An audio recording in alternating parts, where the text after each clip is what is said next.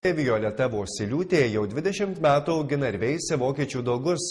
Šie elegantiški šunys yra geri šeimos draugai ir patikimi sargybiniai. Veislyno savininkės teigimu, šis užsiėmimas daugiau malonumas nei verslas.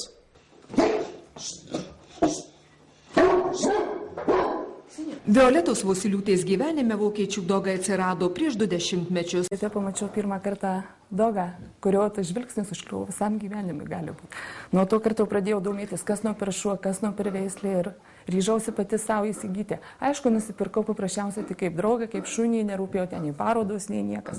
Po to turint, po valiai auginant, pradėjau įdomu darytis ir parodos, visas hobis.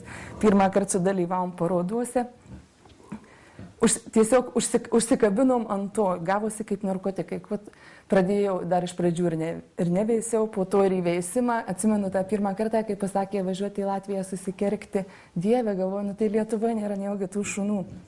Dabar net juokinga, jeigu paimti šitos tėvas gyvena Ispanijoje, Madride, šitos Italijoje, Milane, nuvažiuoti, tai prieš tą 20 metų būtų pasakę, kad su savo šunim pavažinėsiu visą Europą, bet čia tiesiog gal numirus ir iš to jų. Trūs ir elegantiški šunys pasižymintys ramiu charakteriu. Šios veislės keturkojai patikimi ir jautrūs tituluojami šeimos šunimis. Laukia šuo labai energingas, bet namuose paprasčiausiai, jeigu jisai sulojo, tai tikrai dėl kažko sulojo. Jeigu sujudėjau ir sujau, tai nieko nedaro be reikalo. Tiesiog 5 minutės apsidžiaugiai, toliau tikras aristokratas. Jeigu gali atsisėsti, tai atsisėsi, jeigu gali atsigulti, jau praktiškai nėra. Jeigu tu sėdės, gali ten 2-3 valandas išbūt galvą pasidėjęs ant kelių visiškai ramybė. Mūsų šalyje vokiečių dogai nėra populiarūs, nes lietuviai mėgsta mažesnius augintinius. Be to ir čia egzistuoja mados. Jeigu imti statistiką, tai nuo 50 iki 100. Tai tikrai nedaug. Taip, lyginant su kitom, nes jeigu iš veislynų 8 veislynai yra, veisiantys marmuriniai, nes daugų yra 5 spalvos. Čia yra rudi tigriniai dogai, yra dar marmuriniai, juodi ir pilki.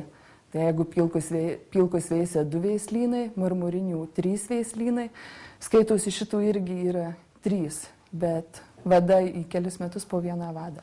Daugumoje vados gaunasi tai taip, kadangi norisi važiuoti į parodas, įstatinėti veislyną, pristatyti. Veisimas tai yra tą, ką tu sukuri. Tu kuri ir dar gamta duoda, kas gaunasi. Vis tiek yra griežtai apibrėžta nosis tokia, ausis tokia, kūnas toks, tai yra standartas, pagal kurį turi veis. Bet kas gaunasi, tai čia jau tam, kaip Dievas duoda, viskas priklauso. Išmok negali, kadangi renki kiekvieną kūno dalelę, ten savo šuns trūkumus, patinuojami, norisi, kad kuo arčiau standartų būti, bet nei vieno nėra šuns idealaus, jis vis tiek kažkiek atsiskiria nuo to. Tai išveisti tas, kad tavo šuo būtų arčiau to standartų, yra be galo sunku. Veislynų savininkai sunkiai suskaičiuoja laimėjimus pasiektus įvairaus lygio parodose, tačiau yra keletas titulų, kuriais didžiuojasi ypač. Didžiausias pasiekimas, aišku, čia kiekvieno gal šunininkų, kuris į parodas važiuoja, tai Europos specializuota dogų paroda, tai yra, kai vien tik dogai dalyvauja, tai mes Belgijoje 2005 metais išlošėm visą Europos dogų klubo parodą.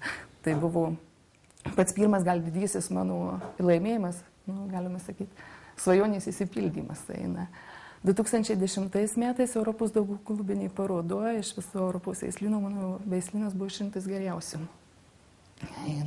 Tai tokie dėmiausia. O ten nešneku, kad ten Lietuvos, Latvijos, Estijos, ten Čekijos ar ten kitų šalių čempionai, tai tiesiog, galime sakyti, šiuo momentu įprastas dalykas.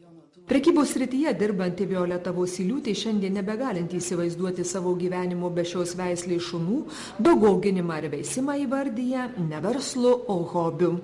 Šuo nežiūro, ar tu turtingas, ar tu be pinigų, ar tu gražus ar ne, jis vis tiek būna ištikimas tau. Vis tiek tave myli.